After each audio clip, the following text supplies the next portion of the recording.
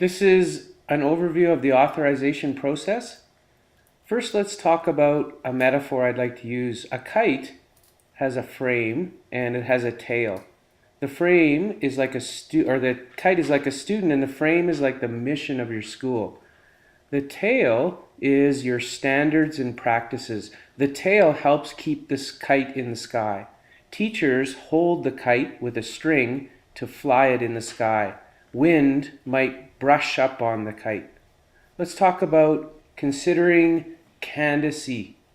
So the consideration phase, you've got the kite in the sky and you've got a tail. The tail might have different standards and practices.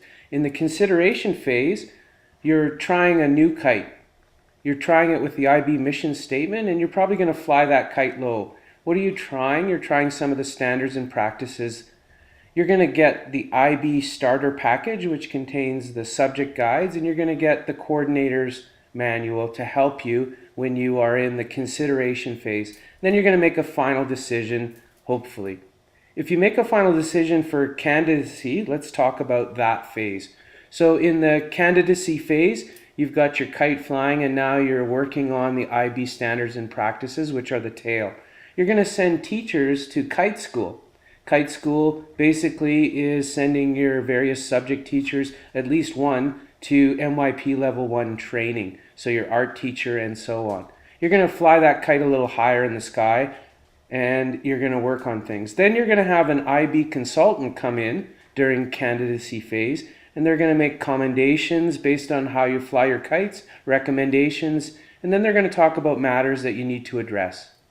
In the end, you're going to decide that either you request authorization and a verification visit or not.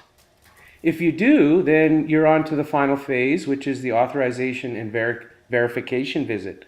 So you've got your kite flying, your student, there's lots of winds, you've got your standards and practices, and you're going to submit documentation to the IB, your planners and so on. Then you're going to have an MYP IB visitation team come to your school.